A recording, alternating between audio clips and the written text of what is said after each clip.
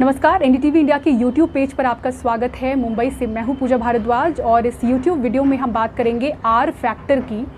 एक इस तरह का कैलकुलेशन है आर फैक्टर जिससे पता चलता है कि हमारे बीच में, हमारी जनसंख्या में जो संक्रमण की रफ्तार है वो कितनी तेज़ या धीमी है, यानी कि एक व्यक्ति जिसको संक्रमण है वो कितने लोगों में संक्रमण पहुंचा सकता है।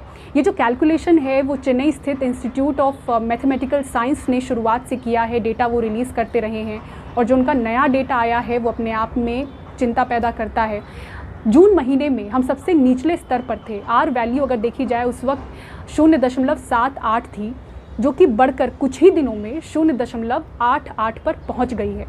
इस पूरे टाइमलाइन को अगर आप देखें, सेकेंड वेव के पीक के दौरान यानी कि अप्रैल महीने में हमारी जो आर वैल्यू है देश की वो 1.37 थी, जो घटकर मई महीने में 1.19 पर आई। जून महीने में जैसा कि मैंने आपको बताया सबसे निचले स्तर पर हम थे, महामारी के सबसे निचले स्तर पर आर वैल्यू थी उस वक्त 0.78, जो कि बढ़कर अब 0.88 पर आई है। दिखने में आपको जो ये आंकड़ों का फासला है वो इतना ज़्यादा नहीं दिख रहा होगा, लेकिन जो लीड रिसर्चर्स हैं इंस्टीट्यूट ऑफ मैथमेटिकल साइंस के, उनका कहना है कि अगर 0.1 भी आर वैल्यू बढ़ती है तो इसका मतलब ये है कि हमारे बीच में संक्रमण की रफ्तार बढ़ी है। तो एक तरीके से हम जो देख रहे थे कि तेज़ी से आंकड़े नीचे आए थे पीक के कम होने के दौरान, अब जो है संक्रमण एक बार फिर से रफ्तार पकड़ता हुआ दिख रहा है और आर वैल्यू के आंकड़े ये साफ तौर पर जाहिर करते हैं।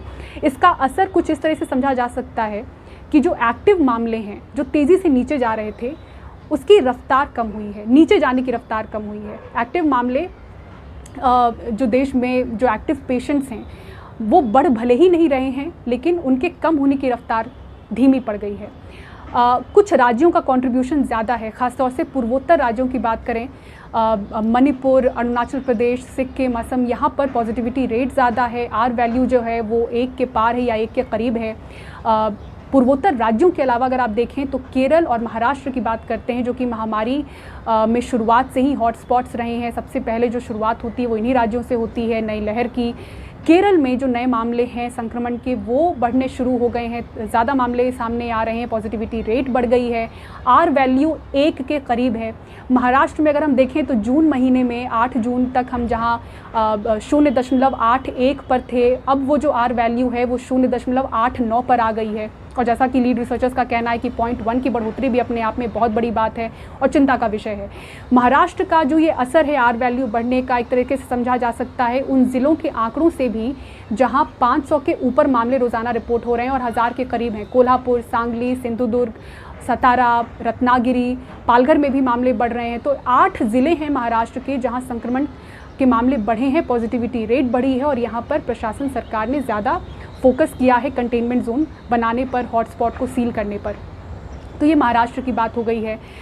इसी के साथ ही साथ जो ट्रेंड है आने वाले समय में समझा जा सकता है कि संक्रमण जो है वो बढ़ता हुआ नज़र आएगा, क्योंकि कुछ ही दिनों में अगर 0.78 से बढ़कर हम 0.88 पर आए हैं तो 2 से 3 हफ्तों में लीड रिसर्चर्स का कहना है कि संक्रमण के मामले बढ़ते हुए नज़र आ सकते हैं।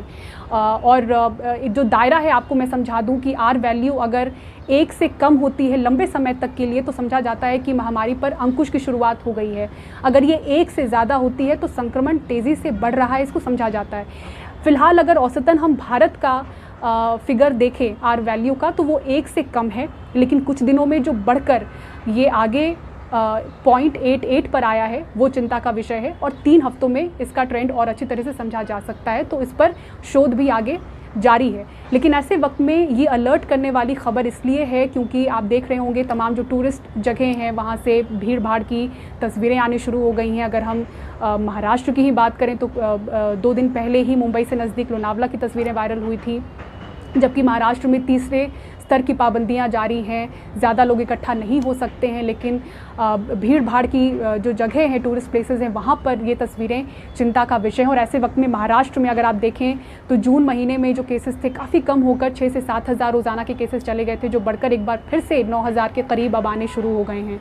तो ऐसी तस्वीरों पर अंकुश लगाने के लिए भी सरकार कोशिश कर रही है, तमाम मीटिंग्स भी हो रही हैं कि किस तरह से पाबंदियों को और बढ़ाया जा सकता है, रियायतों को और कम किया जा सकता है। लेकिन आर्थिक मजबूरियां हैं कि रियायत कम नहीं करना चाह रही है सरकार या प्रशासन।